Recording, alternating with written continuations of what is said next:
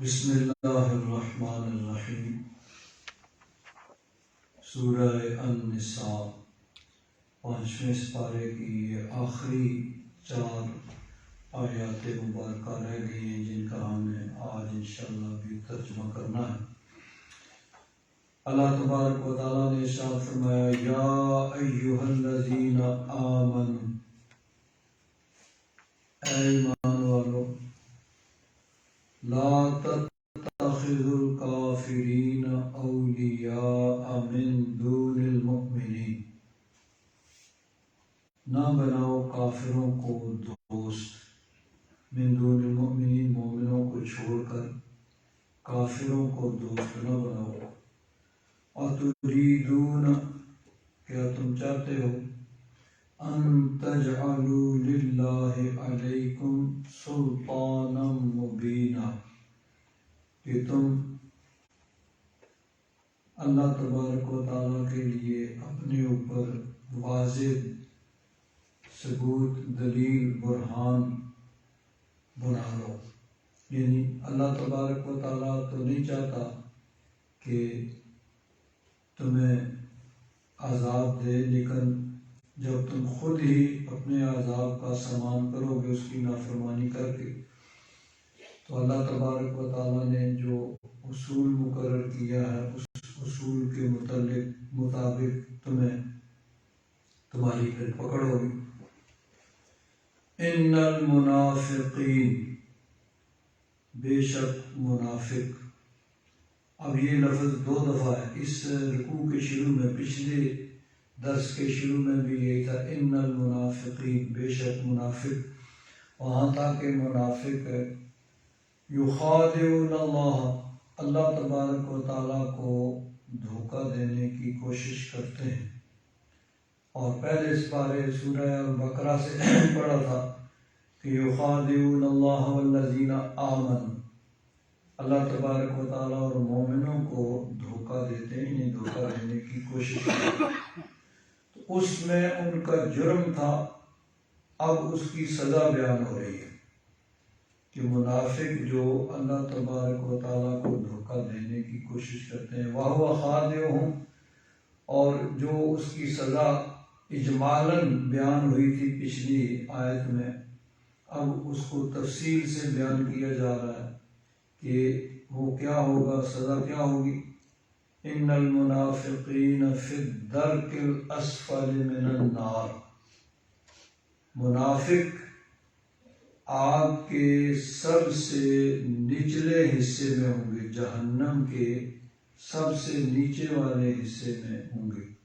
وَلَن تَجِدَ لَهُمْ نَصِيرًا، اور تم ان کا کوئی مددگار نہیں پاؤ گے۔ منافق اور کفار جو ہیں وہ جہنم میں ہوں گے اور پھر ان کی وہاں کوئی مدد نہیں ہوگی۔ تو اس کا مفہوم مخالف پھر یہ ہوا کہ مومن اگر جہنم میں جائے گا بھی تو اس کی مدد ہوگی، یعنی اس کی سفارش ہوگی، اور بالآخر وہ جہنم سے نکل کر جنت میں آ جائے گا۔ تو منافقوں کے متعلق فرمایا کہ وہ آگ کے سب سے نیچے والے حصے میں ہوں گے۔ اسفل، سب سے جو نیچے، اس میں تفضیل کا صیغہ ہے، اس کے مقابلے میں آتا ہے ارفع، سب سے اعلیٰ۔ نار کا معنی ہے آگ، تو جہنم میں آگ ہوگی، تو اس لیے جہنم کو نار سے بھی تعبیر کر دیا جاتا ہے۔ جہنم کے 7 طبقات ہوں گے، طبقہ یعنی درجے، اوپر سے نیچے کی جانب، یعنی ایک درجہ، اس سے زیادہ سخت، اس سے زیادہ سخت، اس طرح 7 اس کے طبقے ہوں گے۔ یہ یاد رکھیں کہ جہاں فرمایا کہ درک، یہ اس کے 7 درکات، 7 طبقے ہیں۔ تو جنت میں یہ ہے کہ جنت کا ایک درجہ ہے اور جہنم کا درکہ ہے۔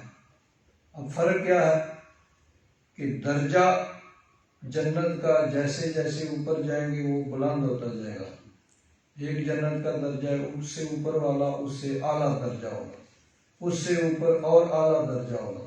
اس سے اوپر جائیں گے اور اعلیٰ درجہ. تو جنت کے درجات بلند ہوں گے، جتنی جتنی بلندی ہوتی جائے گی اتنا جنت کا اعلیٰ درجہ ہوگا. اس کے مقابلے میں جہنم کے درکات ہیں، اور جیسے جیسے وہ نیچے جائیں گے تو اس میں سختی اور شدت ہوگی عذاب کی. 7 درجات یعنی درکات جہنم کے بیان ہوئے ہیں. ایک ہے جہنم، قرآن پاک میں سارے لفظ استعمال ہوئے ہیں، لظا. پھر اس کے بعد تیسرا حطمہ، چوتھا ہے سعیر، پانچواں ہے سقر، پھر جحیم، اور ساتواں ہے حاویہ. تو یہ 7 جہنم کے درکات ہیں، یعنی جیسے جیسے نیچے جائیں گے. اب نار وہ آگ، یعنی جہنم میں آگ ہوگی تو جہنم کو بھی آگ سے تعبیر کر دیا گیا، لیکن یہ اس کے ساتھ جہنم کے مختلف جو ہے وہ درکات ہیں جیسے جیسے نیچے جائیں گے. تو جہنم سب درجوں کو، سب درکات کو جہنم بھی کہہ دیا جاتا ہے. تو منافقین کے متعلق فرمایا کہ وہ سب سے نیچے والا جو درک ہوگا، جو حصہ ہوگا، اس میں ہوں گے. اب یہ منافقوں کو جو دوسروں سے سخت اور شدید عذاب ہوگا، اس کی وجہ یہ ہے کہ یہ کفار سے زیادہ خطرناک تھے. کافر تو کھلے کافر تھے، ان کے نقصان سے بچنا آسان تھا، لیکن یہ چھپے ہوئے تھے، جس کو فارسی میں مارے آستین کہتے ہیں، کہ آستین میں چھپا ہوا سانپ، اس سے بچنا جو ہے وہ مشکل ہوتا ہے. بظاہر کلمہ پڑھتے تھے اور اس کلمے کی وجہ سے وہ مسلمانوں والے فوائد بھی حاصل کرتے تھے، اندر سے کافر تھے اور ڈنگ مارتے تھے اور تکلیف پہنچاتے تھے. تو اس لیے فرمایا کہ یہ جہنم کا جو سب سے نچلا حصہ ہوگا، سب سے نیچے وہاں ہوں گے اور ان کا کوئی مددگار نہیں ہوگا. اب دیکھیے،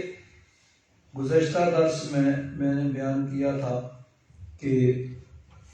اللہ تبارک و تعالیٰ نے شروع میں، یعنی قرآن پاک کی پہلے پارے اور سورہ بقرہ کے آغاز میں اللہ تبارک و تعالیٰ نے 5 آیتوں میں مومنین کے احوال کو بیان کیا، اور 2 آیتوں میں کفار، اور پھر 13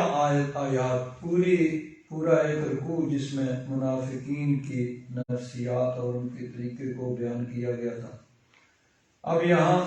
اللہ تبارک و تعالیٰ نے پوری ایک سورت نازل فرمائی انہی کے بارے میں، جس کا نام ہی المنافقون ہے، کیونکہ اس کے شروع کے آیت میں، پہلی آیت کے اندر یہ لفظ استعمال ہوا ہے. اللہ تبارک و تعالیٰ نے ارشاد فرمایا، اذا جاءک المنافقون، محبوب جب آپ کے پاس یہ منافق لوگ آتے ہیں، قالوا نشہد انک لرسول اللہ، تو کہتے ہیں کہ ہم گواہی دیتے ہیں کہ بے شک آپ یقیناً اللہ کے رسول ہیں. بڑی پکی گواہی دیتے ہیں. اب کتنی تاکیدیں ہیں، یہ نہیں کہا کہ نقول ہو، بلکہ نشہد ہو، گواہی دینا. ہم گواہی دیتے ہیں، شاہدہ یشہد، اور انا تحقیق کے لیے آتا ہے، تاکید کے لیے آتا ہے، اور لام بھی آتا ہے تاکید کے لیے. تو نشہد بھی کہا، انا بھی کہا، اور لام بھی ساتھ لگایا، نشہد انک لرسول اللہ. اب اتنی زیادہ جو تاکید کر رہے تھے، بلا ضرورت زیادہ تاکید بھی شکوک و شبہات پیدا کر دیتی ہے، بھئی کوئی نہ کچھ دال میں کالا ہے، کچھ بات ہے جو اس طرح بلا ضرورت اس طرح کی تاکید کر رہے ہیں۔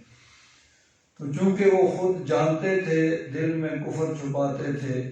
تو بظاہر جو ایمان کو ظاہر کرتے تھے اس کو پختہ کرنے کے لیے ان کو اس چیز کی ضرورت پڑی، ورنہ مسلمان آتے اور حضور کی نبوت اور رسالت، اللہ تبارک و تعالیٰ کی وحدانیت اور اس کے معبود برحق ہونے کا اعتراف کرتے، حضور کی رسالت کا اقرار کرتے، بس ٹھیک ہے بھائی تو مسلمان سیابی بن جاتے۔ تو اتنی زیادہ تاکیدیں ان کو کرنے کی ضرورت اس لیے پڑی کہ خود دل کے اندر چور تھا، وہ جانتے تھے کہ ہم جو ہیں وہ اندر کفر چھپاتے ہیں اور ہمارا کفر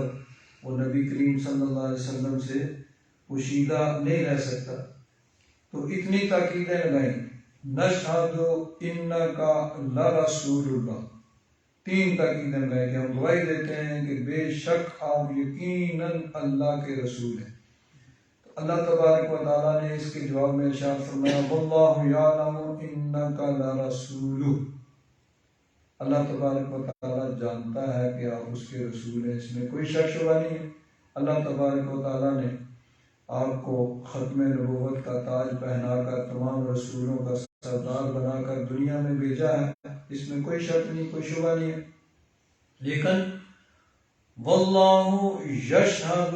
ان المنافقین لکاذبون، کوئی 3 تاکیدیں اللہ تبارک و تعالیٰ نے، انہوں نے نشہد کہا تھا ہم گواہی دیتے ہیں، اللہ تبارک و تعالیٰ نے فرمایا واللہ یشہد، اللہ تعالیٰ گواہی دیتا ہے، ان المنافقین، انہوں نے انا کا کہا تھا، انا کی تاکید نہیں تھی، اللہ تبارک و تعالیٰ نے فرمایا ان المنافقین، بے شک منافق، اور پھر آگے لام، انہوں نے لا رسول اللہ کہا تھا، اللہ تعالیٰ نے فرمایا لکاذبون، کہ اللہ تعالیٰ گواہی دیتا ہے کہ یقیناً منافق جھوٹے ہیں۔ منافقین کا سردار جو تھا عبداللہ بن ابی، وہ جمعہ کے دن مسجد میں آتا اور آ کے کھڑا ہو جاتا اور کہتا یہ اللہ کے رسول ہیں، ان کا ادب کی، ان کے ساتھ ایمان لاؤ، ان کے ساتھ دو، یہ وہ، یعنی کفر وہ چھپاتے۔ تو اسی طرح منافقین بھی اپنے وہ گواہی دیتے، تو اللہ تبارک و تعالیٰ نے فرمایا کہ اس میں تو کوئی شک شبہ نہیں ہے کہ آپ اللہ کے رسول ہیں، لیکن یہ منافق جھوٹے ہیں۔ جھوٹے کس بات میں ہیں کہ یہ جو ظاہر کر رہے ہیں وہ ان کے دل میں نہیں ہے، ظاہر تو ایمان کر رہے ہیں اور اندر کفر چھپاتے ہیں۔ اتخذوا ایمانہم جنتا، انہوں نے اپنی قسموں کو، یعنی اتنی تاکید جو ایمان کی اپنی کی ہے، اس کو ڈھال بنا لیا، جنتن ڈھال۔ جنگ میں جب جاتے تھے تو ایک ہاتھ میں تلوار ہوتی تھی اور دوسرے ہاتھ میں ڈھال ہوتی تھی، کہ جب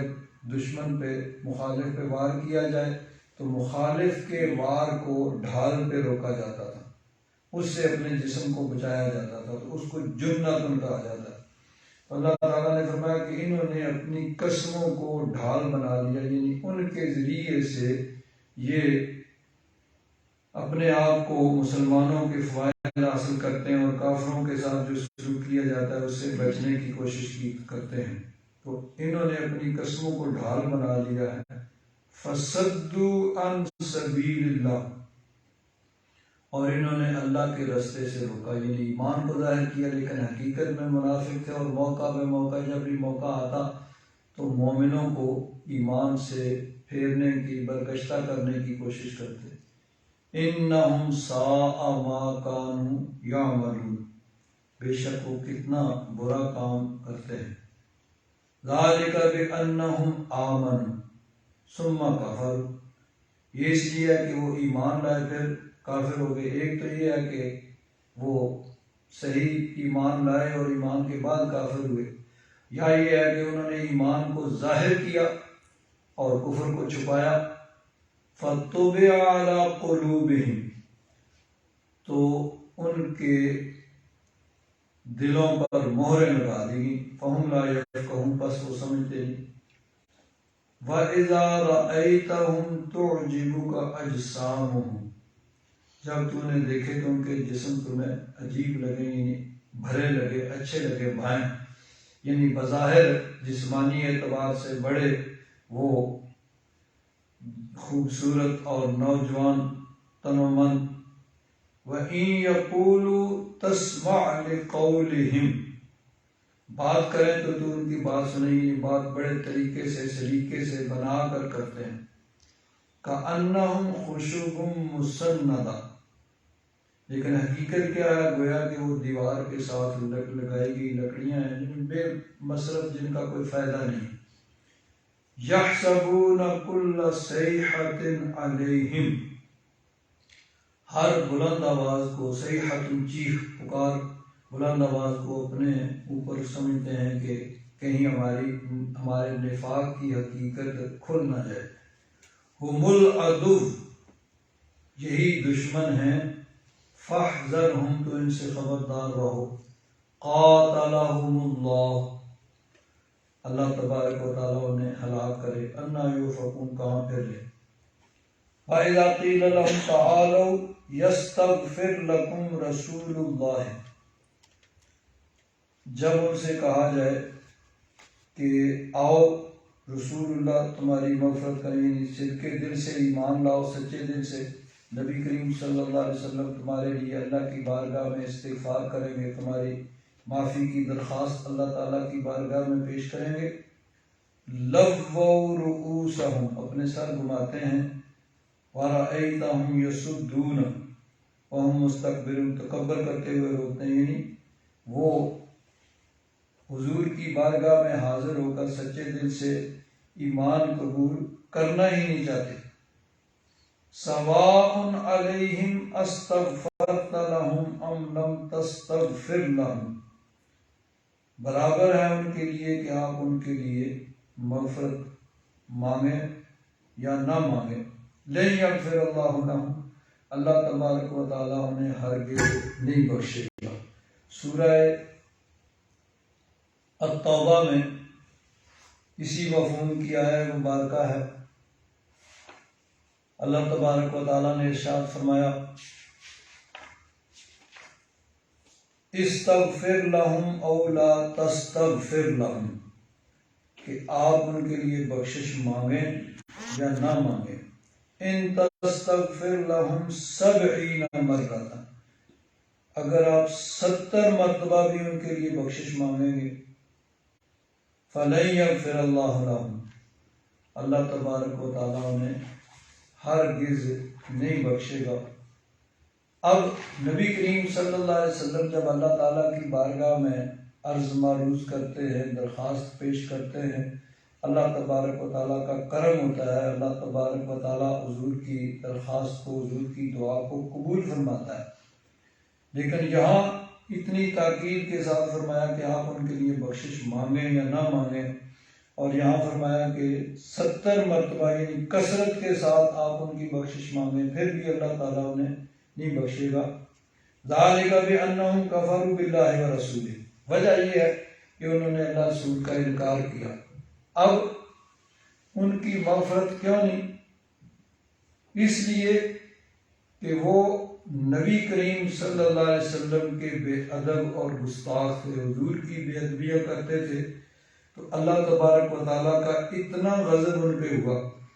کہ اللہ تعالیٰ نے فرمایا کہ محبوب اگر آپ بھی کہیں گے تو میں ان کو نہیں بخشوں گا، اس لیے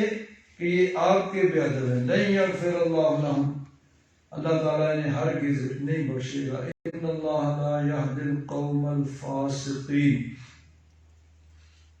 اللہ تبارک و تعالیٰ فاسقوں کی قوم کو ہدایت نہیں دیتا۔ هم الذین یقولون لا تنفقوا علی من عند رسول اللہ حتی ینفضوا، اب دیکھیے بظاہر وہ ایمان کا اقرار کرتے تھے اور بڑی تاکید کے ساتھ، لیکن جب اپنی مجلسوں میں بیٹھتے تو پھر ان کی حقیقت کھلتی، سامنے آتی۔ ایک جگہ بیٹھے ہوئے تھے، غزوہ میں وہ ساتھ گئے ہوئے، الگ بیٹھے ہوئے تھے، تو آپس میں بات چیت کرنے لگے کہ جو حضور کے پاس لوگ ہیں ان پہ تم خرچ نہ کرو، حتیٰ ینفضوا، یہاں تک کہ وہ لوگ منتشر ہو جائیں، بھاگ جائیں۔ اب دیکھیے مدینہ شریف جب حضور ہجرت کر کے تشریف لائے صحابہ کرام تشریف لائے، صحابہ کرام اپنی جائیدادوں بار سب کچھ مکہ میں چھوڑ کے آئے تھے، اپنا ایمان محفوظ کر کے بچا کے مدینہ منورہ لائے تھے۔ تو نبی کریم صلی اللہ علیہ وسلم نے وہاں مواخات قائم کی کہ ایک مہاجر کو، مکہ شریف سے آنے والے کو، ایک انصاری یعنی مدینہ شریف کے رہنے والے وہ صحابہ کرام جو وہاں رہتے تھے اور وہاں ایمان لائے تھے، ان کو آپس میں دوست بنایا، یہ تمہارا بھائی ہے، اس کو مواخات مدینہ کہا جاتا ہے۔ تو صحابہ کرام مہاجرین جو مکہ سے آئے تھے وہ تو اپنا سب کچھ مکہ میں چھوڑ آئے تھے، اگر کسی کا کاروبار تھا وہ بھی چھوڑ آیا تھا، جائیداد تھی وہ بھی چھوڑ آیا، سب کچھ۔ مدینہ شریف میں رہنے والے انصار جو تھے ان کی جائیدادیں، مکانات، ان کی بزنس کاروبار وہاں تھے، تو حضور نے بھائی بنایا، تو انہوں نے بھائی ہونے کا ایسا حق ادا کیا کہ اپنے آدھا جائیداد، مکانات، اپنے کاروبار وہ اپنے مہاجرین کے حوالے کر دیے اور ان کو دے دیے۔ تو انصار جو تھے وہ تو یعنی سچے مومن تھے، ان کو تو خوشی تھی کہ انہوں نے اللہ کی راہ میں اپنا مال دیا، اپنے مسلمان بھائیوں کو مدد کی۔ لیکن منافقین کو اس بات کا بھی دکھ تھا، اس کی تکلیف تھی کہ یہ کیوں ان پہ خرچ کرتے ہیں، تو وہ آپس میں بیٹھے ہوئے بات کر رہے ہیں، لا تنفقوا علی من عند رسول اللہ حتی ینفضوا، کہ تم ان پہ خرچ نہ کرو جو رسول اللہ صلی اللہ علیہ وسلم کے پاس ہیں، یہاں تک کہ وہ پھر منتشر ہو جائیں۔ اللہ تبارک و تعالیٰ نے ان کی اس بات کو بیان فرما دیا اور ان کو رسوا کیا جو آپس میں اکیلے میں بات کر رہے تھے، اور ساتھ فرمایا وَلِلَّهِ خَزَائِنُ السَّمَاوَاتِ وَالْأَرْضِ، آسمان و زمین کے خزانے اللہ کے لیے، اللہ تبارک و تعالیٰ جسے چاہے دے اور جس سے چاہے واپس لے لے۔ وَلَكِنَّ الْمُنَافِقِينَ لَا يَفْقَهُونَ، لیکن منافق جو ہیں وہ اس بات کو سمجھتے نہیں۔ اسی طرح ایک غزوہ میں، غزوہ بنی مستلق، حضور ایک غزوہ میں تشریف لے گئے، تو وہاں پہ ایک واقعہ ہوا، غالباً پانی بھرنے کے لیے گئے یا جانوروں کو پانی پلانا تھا۔ تو بخاری شریف کی جو حدیث حضرت جابر بن عبداللہ انصاری رضی اللہ تعالیٰ عنہ فرماتے ہیں، ہم ایک غزوہ میں تھے، تو ایک مہاجر اور ایک انصاری، ان کا آپس میں کوئی جھگڑا ہو گیا۔ اب بات پانی پلانے کے لیے، پانی بھرنے کی تھی، انسان ہے، انسان سے کسی وقت بھی ہو جاتا ہے، جب دو آدمی مل کے چلتے ہیں تو کسی وقت بھی اختلاف ہو سکتا ہے، اور اختلاف بڑھتے ہوئے لڑائی جھگڑے کی صورت پیدا ہو جاتی ہے۔ تو ان کا آپس میں جھگڑا ہو گیا، تو جو مہاجر صحابی تھے انہوں نے انصاری کو تھپڑ مار دیا۔ اب ان دونوں نے لڑائی بڑھی تو آپس میں اپنے اپنے مددگاروں کو پکارا، مہاجر جو صحابی تھے انہوں نے دیگر مہاجرین کو پکارا، اے مہاجرین میری مدد کرو، انصاری جو تھے انہوں نے انصار کو بلایا، کو پکارا، اور میری مدد کرو۔ نبی کریم صلی اللہ علیہ وسلم نے جب یہ سنا تو حضور نے فرمایا کہ یہ کیسی چیخ و پکار ہے، یہ زمانہ جاہلیت کی، یعنی زمانہ جاہلیت میں ایسے ہوتا تھا کہ اپنے خاندان قبیلے کو پکارا جاتا تھا، اب تم مسلمان ہو، تمہارا خاندان، تمہارا قبیلہ سب مسلمان ہے، تم سب مسلمان ہو، تو یہ جو زمانہ جاہلیت کی پکار کیوں ہو رہی ہے؟ دیکھیے نبی کریم صلی اللہ علیہ وسلم کی تشریف آوری سے پہلے مدینہ منورہ میں انصار کے جو دو بڑے قبیلے تھے، اوس اور خزرج، باقی آگے ان کی شاخیں تھی، ان کی آپس میں دشمنی تھی، اور یہ دشمنی سینکڑوں سال سے چل رہی تھی، اس میں جنگیں ہوئی تھی، اور اس میں سینکڑوں ہزاروں لوگ قتل ہو گئے تھے۔ نبی کریم صلی اللہ علیہ وسلم کی تشریف آوری، حضور نے ان دونوں کو بٹھا کے آپس میں بھائی بھائی بنا دیا، اب ان کی سینکڑوں برس کی وہ لڑائی ختم ہو گئی، آپس میں وہ بھائی بن گئے۔ تو اب مسلمان یعنی مہاجرین اور انصار سب بھائی بھائی ہیں، لیکن آخر کبھی انسان سے غلطی ہوتی ہے تو وہ آپس میں مہاجر اور انصاری ان کا آپس میں جھگڑا ہوا تو دونوں نے ایک دوسرے کو اپنے اپنے یعنی مہاجر نے مہاجرین کو پکارا اور انصاری نے انصاری کو پکارا۔ نبی کریم صلی اللہ علیہ وسلم نے فرمایا کہ یہ کیسی جاہلیت کے دور کی چیخ و پکار ہو رہی ہے۔ لوگوں نے بتایا کہ اس طرح جھگڑا ہو گیا آپس میں۔ نبی کریم صلی اللہ علیہ وسلم نے ان میں صلح کروا دی۔ عبداللہ بن ابی یہ جو منافقین کا سردار تھا، یہ اس نے بھی سنا اور یہ تو موقع کی تلاش میں رہتا تھا کہ کب موقع ملے اور نقصان پہنچایا جائے، یہ تو یعنی ہمیشہ اس موقع کی طاق میں رہتا تھا۔ تو اس نے کہا کہ ہم جب مدینہ واپس جائیں گے تو عزت والا ذلت والے کو وہاں سے نکال دے گا، معاذ اللہ ثم معاذ اللہ۔ اس نے اپنے آپ کو عزت والا کہا اور معاذ اللہ نبی کریم صلی اللہ علیہ وسلم کو پست کہا، ذلت والا کہا۔ حضرت فاروق اعظم رضی اللہ تعالیٰ عنہ کو پتہ چلا تو حضور حضرت فاروق اعظم نے عرض کیا، یا رسول اللہ مجھے اجازت دیں کہ میں اس منافق کا سر قلم کر دوں۔ نبی کریم صلی اللہ علیہ وسلم نے فرمایا رہنے دو، اس کو چھوڑ دو۔ اور ترمذی شریف کی جو حدیث پاک ہے اس میں یہ ہے کہ عبداللہ بن ابی اپنے ساتھیوں سے کہنے لگا کہ اگر ہم مدینہ واپس گئے تو عزت والے ذلت والے کو وہاں سے نکال دیں گے۔ ایک صحابی حضرت زید بن ارقم رضی اللہ تعالیٰ عنہ بیان کرتے ہیں کہ میں سواری پر رسول اللہ صلی اللہ علیہ وسلم کے پیچھے بیٹھا ہوا تھا، میں نے عبداللہ بن ابی کی بات سن لی اور پھر اپنے چچا کو بتایا، یعنی انہوں نے سنی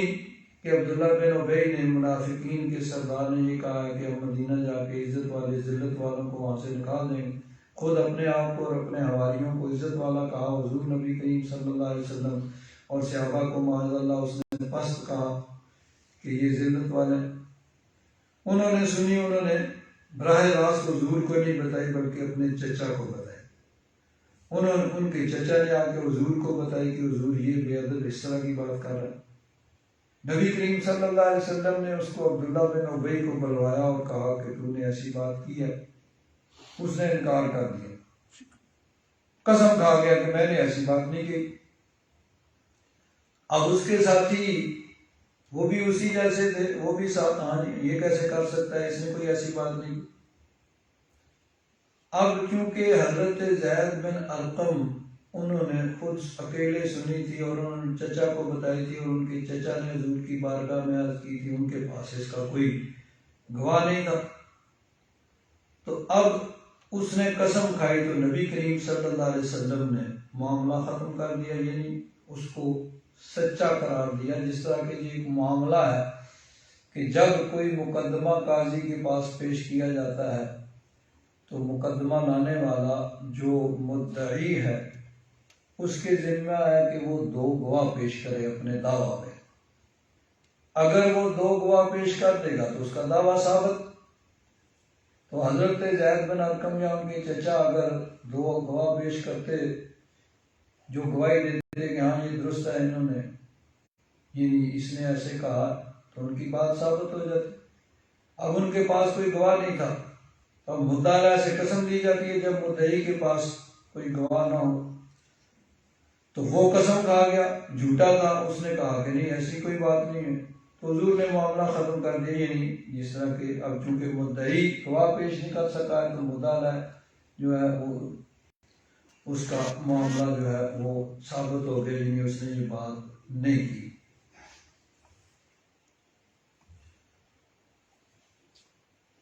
حضرت زید بن ارقم فرماتے ہیں کہ میرے چچا میرے پاس آئے اور کہا میرا ارادہ یہ نہیں تھا کہ رسول اللہ صلی اللہ علیہ وسلم تم پر ناراض ہوں اور آپ مسلمان تمہاری تکذیب کریں۔ اب ظاہر بات ہے کہ جب معاملہ ختم ہو گیا اس کی قسم سے اس کی بات درست تسلیم کر لی گئی بھائی ٹھیک ہے اس نے ایسی بات نہیں کی ہے. تو ان کو دکھ ہوا بھائی، ان کو یعنی جھوٹوں والا معاملہ ان کے ساتھ ہوا کہ ان کو جھوٹا سمجھا گیا، ان کو بہت رنج تھا. اب اللہ تبارک و تعالی فوری طور پر آیات نازل فرما کے حضرت زید بن ارقم کی تصدیق فرما سکتا تھا،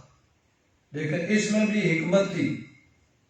کہ وقتی طور پر ان کو رنج ہوا اور منافقین خوش ہوئے. پھر جب ان کی تھوڑی سی خوشی کے بعد اللہ تبارک و تعالیٰ نے قرآن پاک کی آیت نازل فرما کے حضرت زید بن ارقم کی بات کی تصدیق کی تو ان کا دکھ بھی دور ہوا، ان کو خوشی ہوئی اور منافقین کی وقتی خوشی جاتی رہی. تو فرماتے ہیں کہ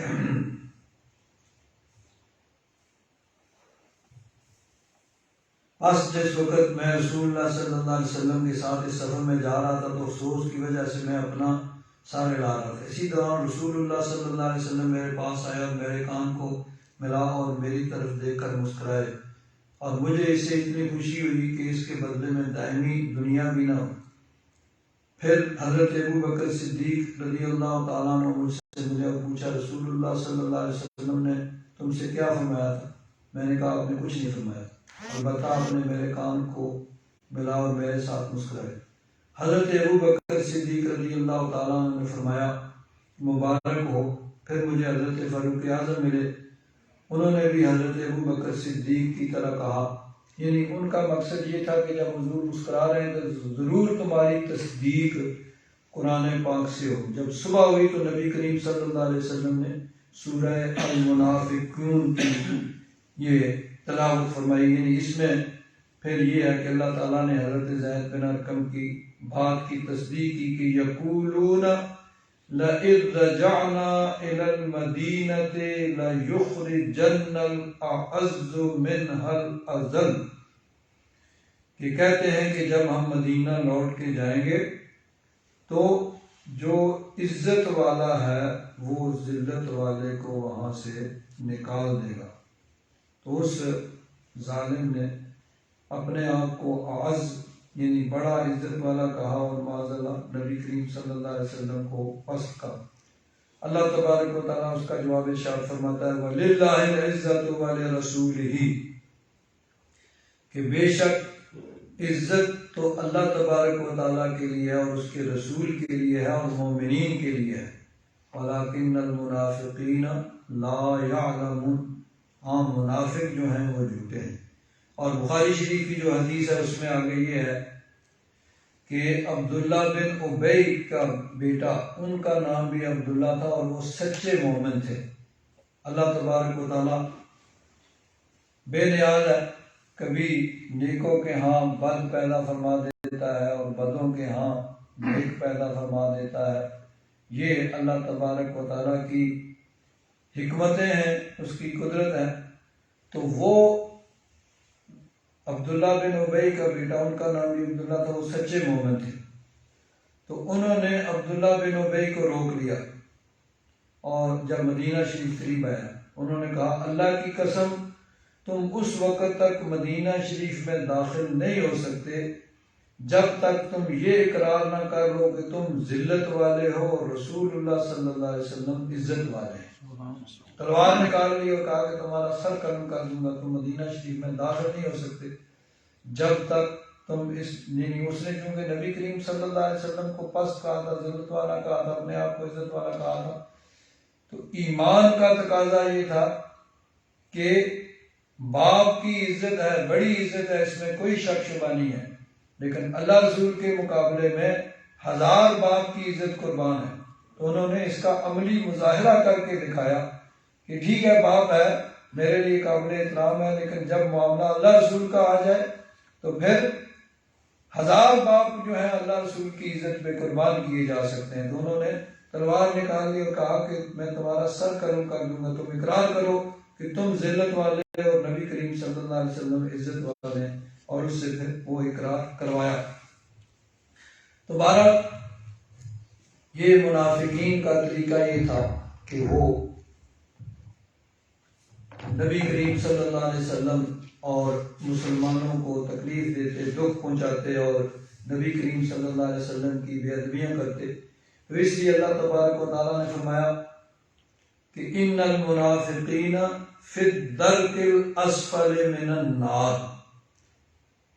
منافق جو ہیں وہ جہنم کے سب سے نیچے والے حصے میں ہوں گے، وَلَن تَجِدَ لَهُمْ نَصِيرًا، اور تو کوئی ان کا مددگار نہیں پائے گا، إِلَّا الَّذِينَ تَابُوا، ہاں جنہوں نے توبہ کی، یعنی نفاق سے توبہ کی اور سچے مومن ہو گئے، وَأَصْلَحُوا، اور اپنی اصلاح کر لی، اپنے اعمال کو درست کر لیا، وَاعْتَصَمُوا بِاللَّهِ، اللہ تبارک و تعالیٰ کے ساتھ جڑ گئے، یعنی اللہ تبارک و تعالیٰ کے دین کو مضبوطی کے ساتھ پکڑ لیا، وَأَخْلَصُوا دِينَهُمْ لِلَّهِ، اور اپنے دین کو یعنی اپنے عمل کو خالص اللہ تبارک و تعالیٰ کے لیے کر لیا، فَأُولَئِكَ مَعَ الْمُؤْمِنِينَ، پس وہ مومنوں کے ساتھ، یعنی مومنوں میں سے شمار مومن ہوں گے، مَعَ الْمُؤْمِنِينَ مِنَ الْمُؤْمِنِينَ کے معنی میں بھی کیا کہ وہ مومنوں کے ساتھ ہوں گے، مومنوں میں شمار، یعنی جب سچے دل سے کلمہ پڑھ لیں گے تو ان کی توبہ کو، ان کے ایمان کو اللہ تبارک و تعالیٰ کی بارگاہ میں قبول کیا جائے گا۔ لیکن ایک بات یاد رکھیں، کافر جو ہیں وہ مومن ہوئے، لیکن جنہوں نے نبی کریم صلی اللہ علیہ وسلم کی بے ادبی اور گستاخی کی، ان سے پھر توبہ کی توفیق ہی چھین لی گئی، ان کو ہزار سمجھایا گیا، وہ اپنی بات پہ اڑے رہے، اور اس بات کا ثبوت قرآن پاک میں ہے کہ جو نبی کریم صلی اللہ علیہ وسلم کی بے ادبی اور گستاخی کرتا ہے اس سے پھر توبہ کی توفیق سلب کر لی جاتی ہے، پھر ہزار کوشش کی جائے پھر اس کا راہ راست پہ آنا مشکل ہو جاتا ہے۔ سورہ حجرات میں اللہ تبارک و تعالیٰ نے ارشاد فرمایا کہ اللہ تبارک و تعالیٰ اپنے محبوب کا ادب سکھاتا ہے کہ اے ایمان والو، لا تقدموا بین یدی اللہ ورسولہ، اللہ رسول سے آگے نہ بڑھو، اور فرمایا لا ترفعوا اصواتکم فوق صوت النبی، نبی کی آواز سے بھی اپنی آواز اونچی نہ کرو، یعنی بڑی معمولی سی بات جو ہے وہ بھی نبی کریم صلی اللہ علیہ وسلم کی بارگاہ میں بہت بڑی بے ادبی ہے۔ فرمایا ان تحبط اعمالکم، کہیں ایسے نہ ہو کہ حضور کی بارگاہ میں معمولی سی بے ادبی ہو جائے، وَأَنْتُمْ لَا تَشْعُرُونَ، اور پھر تمہیں شعور بھی نہ ہو، تمہیں پتہ بھی نہ چلے۔ تو اس سے علماء نے یہ نقطہ بیان کیا ہے کہ جو حضور کی بے ادبی گستاخی کرے، خدشہ ہے کہ کہیں اس سے توبہ کی توفیق ہی سلب نہ کر لی جائے اور اس کو توبہ کی توفیق ہی نہ ملے۔ کیوں؟ اللہ تعالیٰ نے فرمایا ان تحبط اعمالکم وانتم لا تشعرون، تمہارے اعمال ضائع ہو جائیں اور تمہیں شعور بھی نہ ہو۔ اب دیکھیے، اگر کسی نے مثلا خزانہ جمع کیا ہوا ہے اور وہ خزانہ اس کا اللہ نہ کرے خدا نہ خواستہ وہ چوری ہو جائے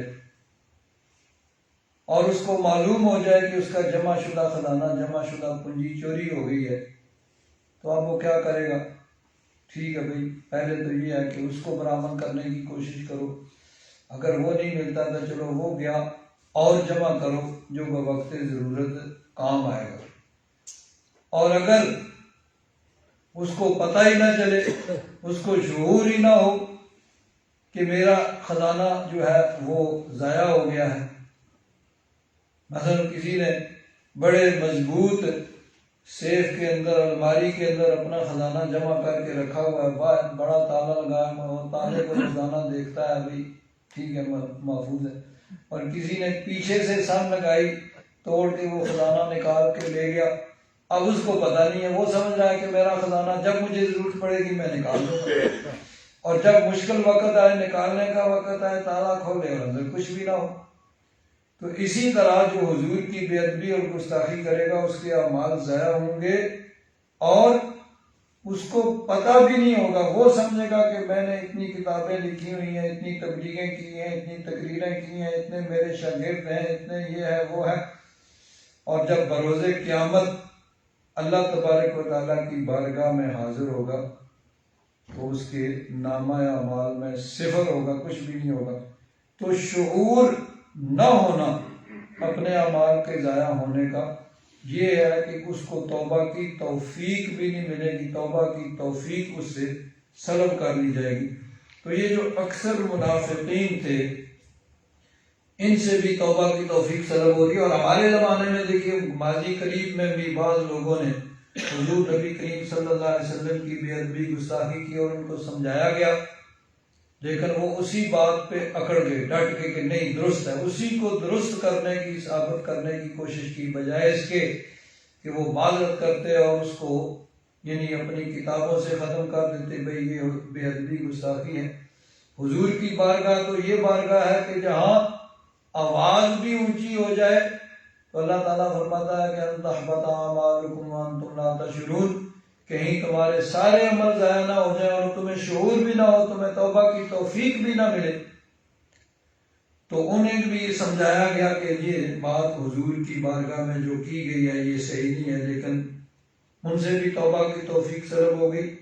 تو یہ جو منافقین تھے ان سے اللہ تبارک و تعالیٰ نے تو پھر بھی ان کو بار بار موقع فرمایا، اِلَّا الَّذِينَ تَابُوا وَأَصْلَحُوا وَاعْتَصَمُوا بِاللَّهِ وَأَخْلَصُوا دِينَهُمْ لِلَّهِ، کہ جو سچے دل سے توبہ کریں، اپنی اصلاح کر لیں اور دین کے ساتھ پختہ ہو جائیں، اپنے اعمال کو خالص کر لیں،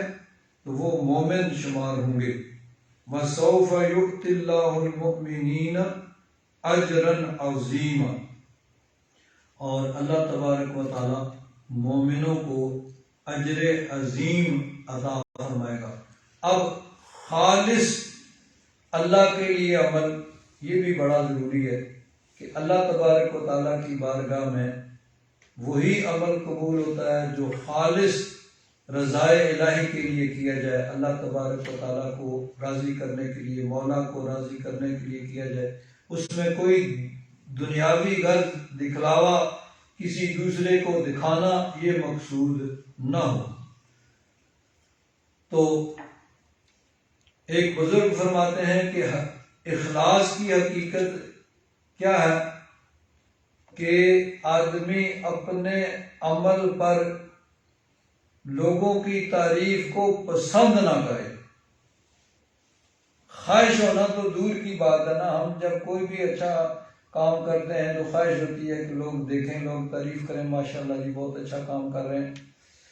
تو وہ فرماتے ہیں کہ تعریف کی خواہش ہونا تو الگ بات ہے، اگر کوئی تعریف کرے بھی کسی اچھے عمل پہ تو اس کو بھی پسند نہ ہو، یہ ہے اصل خلوص۔ اور ایک روایت میں ہے کہ حضرت عیسیٰ، حواریوں نے، وہاں کے جو صحابہ تھے حضرت عیسیٰ علیہ السلام کے، انہوں نے حضرت عیسیٰ علیہ السلام سے دریافت کیا کہ یا روح اللہ، اللہ کا مخلص کون ہے؟ فرمایا وہ شخص مخلص ہے جو اللہ کے لیے عمل کرے اور اس عمل پر لوگوں کی تعریف کو پسند نہ کرے۔ وہی جو ایک بزرگ کا قول تھا، یعنی یہ حدیث حضرت عیسیٰ علیہ السلام کا یہی فرمان۔ ایک حدیث پاک میں نبی کریم صلی اللہ علیہ وسلم نے ارشاد فرمایا، جس نے اخلاص کے ساتھ لا الہ الا اللہ کا یعنی کلمہ شریف پڑھا جنت میں داخل ہو گیا۔ تو عرض کیا گیا کہ یا رسول اللہ کلمہ پڑھنے میں اخلاص کیا ہے؟ فرمایا کلمہ پڑھنے والا، یہ کلمہ پڑھنے والے کو یہ کلمہ ممنوعات سے باز رکھے، یعنی اللہ تبارک و تعالیٰ نے جن چیزوں کا حکم دیا ہے ان پر وہ عمل کرے، اور جن چیزوں سے اللہ تبارک و تعالیٰ نے منع فرمایا ان سے رک جائے، تو اس کے کلمہ کے اندر خلوص ہے، اور جو خلوص کے ساتھ کلمہ پڑھتا ہے وہ جنت میں داخل ہوگا۔ حضرت معاذ بن جبل رضی اللہ تعالیٰ عنہ فرماتے ہیں ان کو حضور نے یمن کا حاکم بنا کر بھیجا تھا۔ تو فرماتے ہیں کہ جب میں جانے لگا تو حضور کی بارگاہ میں حاضر ہو کر عرض کیا کہ حضور مجھے کچھ ہدایت فرمائیے. تو اور بھی حضور نے ہدایات فرمائی تھیں، اور ایک یہ فرمایا کہ اپنا دین خالص رکھنا، یعنی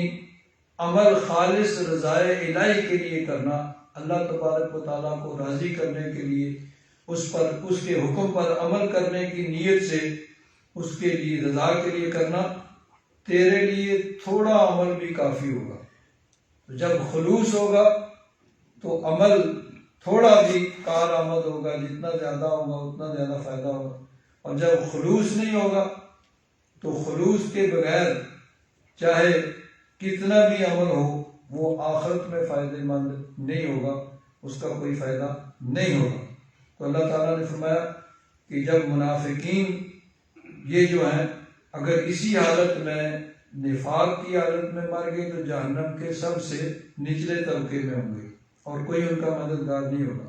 ہاں خلوص دل سے توبہ کر لیں، اپنی اصلاح کر لیں، دین کے ساتھ پکے وابستہ ہو جائیں اور خالص اللہ کی رضا کے لیے عمل کریں تو پھر یہ مومنوں میں شمار ہوں گے. وَسَوْفَ يُؤْتِ اللَّهُ الْمُؤْمِنِينَ أَجْرًا عَظِيمًا، اور عنقریب اللہ تبارک و تعالیٰ مومنوں کو اجر عظیم عطا فرمائے گا، کہ ایسا اجر مومنوں کو عطا فرمائے گا کہ اللہ تبارک و تعالیٰ نے قرآن پاک میں ارشاد فرمایا سورہ حامیم السجدہ کے اندر ہے،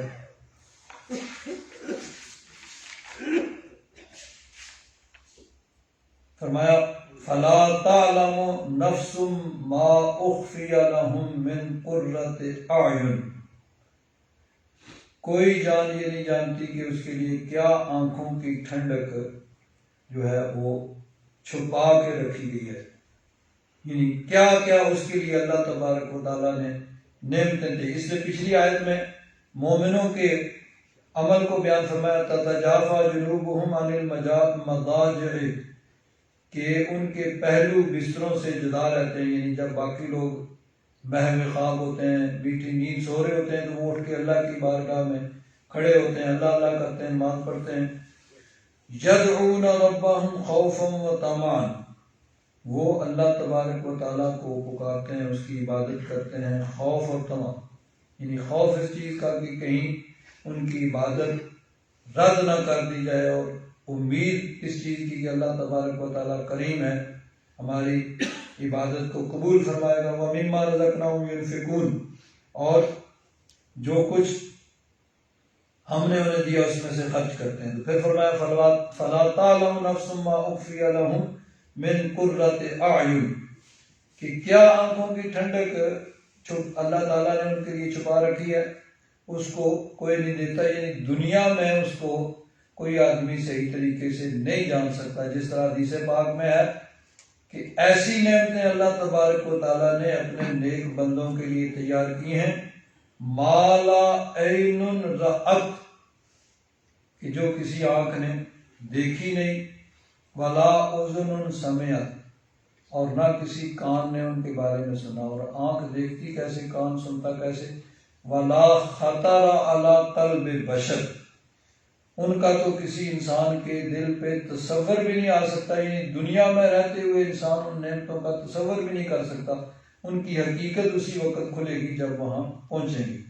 آگے فرمایا اما الذین آمنوا وعملوا الصالحات فلہم جنات المأویٰ، یہ اس کو بیان کر دیا مجملاً مختصراً کہ جو ایمان لائے اور نیک عمل کیے ان کے لیے جنت المأویٰ ہے. نزلا بما كانوا يعملون، یہ مہمانی ہوگی ان کی جو اللہ تبارک و تعالیٰ کی طرف سے ہوگی ان کے عمل کا بدلہ. اما الذین فسقوا، اور فاسق یہاں سے منافق کافر سب مراد ہیں. فمأواہم النار، تو ان کا ٹھکانہ جہنم ہے، دوزخ ہے، آگ ہے. کلما ارادوا ان یخرجوا منہا، جب بھی وہاں سے وہ نکلنے کا ارادہ کرے، اعیدوا فیہا، پھر اسی میں لوٹا، یعنی وہاں سے نکل نہیں سکیں گے. وقیل لهم ذوقوا عذاب النار الذی کنتم بہ تکذبون، اور ان سے کہا جائے گا کہ چکھو اس عذاب کا، آگ کا مزہ جس کو تم جھٹلاتے تھے۔ تو مومنوں کے لیے اللہ تبارک و تعالیٰ نے جنت کی نعمتیں تیار کی ہیں، تو فرمایا وَسَوْفَ يُؤْتِ اللَّهُ الْمُؤْمِنِينَ أَجْرًا عَظِيمًا، مومنوں کے لیے اللہ تبارک و تعالیٰ نے اجر عظیم تیار کر رکھا ہے۔ ما يفعل اللہ بعذابکم، اللہ تبارک و تعالیٰ تمہیں عذاب دے کے کیا کرے گا، ان شکرتم و آمنتم، اگر تم شکر کرو اور ایمان لاؤ، وکان اللہ شاکرا علیما، اور اللہ تبارک و تعالیٰ وہ شکر کو قبول فرمانے والا، جاننے والا ہے۔ شاکرا یشکر کا معنی شکر کرنا، اس کی نسبت بندوں کی طرف بھی ہوتی ہے اور اللہ تبارک و تعالیٰ کی طرف بھی ہوتی ہے۔ فرمایا ان شکرتم، اگر تم شکر کرو، اسی سے شاکر اس میں فاعل کا صیغہ ہے، شکر کرنے والا،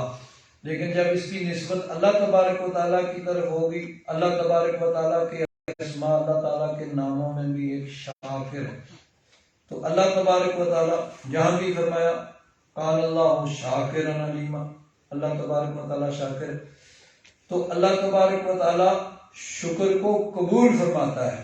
اس کی قدردانی فرماتا ہے اور اس پہ جزا عطا فرماتا ہے۔ تو بندہ شکر کرتا ہے، اللہ تبارک و تعالیٰ کی نعمتوں کا اعتراف کرتا ہے، اس کی عبادت کرتا ہے، اور اللہ تبارک و تعالیٰ بندوں کی اس عبادت کو قبول فرماتا ہے، تو اس اعتبار سے وہ شاکر ہے کہ اللہ تعالیٰ ان کی اس یعنی شکر کی قدر فرماتا ہے اور ان کو نعمتیں عطا فرماتا ہے۔ تو فرمایا کہ اگر تم شکر کرو اور ایمان لاؤ، تو اللہ تبارک و تعالیٰ تمہیں عذاب دے کے کیا کرے گا، یعنی اللہ تبارک و تعالیٰ اگر کسی کو عذاب دے تو اس کی خدائی میں کوئی اضافہ نہیں ہوگا، اس کا کوئی فائدہ نہیں ہوگا، اور کسی کو وہ جنت میں پہنچائے اس میں بھی اللہ تبارک و تعالیٰ کا کوئی فائدہ نہیں ہے، نہ کوئی نقصان ہے۔ تو کسی کو ثواب دینے میں بھی اللہ تعالیٰ کا کوئی فائدہ نقصان نہیں ہے، اور کسی کو عذاب دینے میں بھی اللہ تبارک و تعالیٰ کا فائدہ نقصان نہیں ہے۔ بندوں کا ہی فائدہ نقصان ہے، جو اچھے عمل کرے گا اس کو اللہ تبارک و تعالیٰ جنت عطا فرمائے گا، اور جو ناشکری کرے گا، اللہ تبارک و تعالیٰ کی نعمتوں کا انکار کرے گا اور کافر اور منافق ہوگا، اس کو اللہ تبارک و تعالیٰ عذاب دے گا۔ تو بندے ہی عمل کریں گے اور بندوں کو ہی اس کا فائدہ اور نقصان ہوگا۔ اللہ تبارک و تعالیٰ کو کسی کے عذاب دینے سے نہ اس کا کوئی فائدہ ہے اور نہ کسی کو یعنی ثواب دینے سے اس کا کوئی نقصان ہے، کوئی اللہ تبارک و تعالیٰ ان چیزوں سے وراء الورا پاک ہے۔ تو فرمایا ما یفعل اللہ بعذابکم ان شکرتم و آمنتم، اگر تم شکر کرو گے اور ایمان لاؤ گے تو اللہ تبارک و تعالیٰ تمہیں عذاب دے کے کیا کرے گا، یعنی اس کا کوئی فائدہ نہیں ہے۔ وہ تو اللہ تبارک و تعالیٰ اپنی حکمتیں اور اس نے بتا دیا ہے کہ اگر تم غلط رستہ اختیار کرو گے تو پھر میری سزا تمہیں ملے گی، میرا عذاب ہوگا۔ وقال اللہ شاکرا علیما، اللہ تبارک و تعالیٰ تو بڑا کریم ہے، بڑا کرم فرمانے والا ہے۔ جب خلوص نیت کے ساتھ اللہ تبارک و تعالیٰ کی بارگاہ میں کوئی نیکی کرتا ہے تو اللہ تبارک و تعالیٰ ایک نیکی کا صلہ 10 گنا، 70 گنا،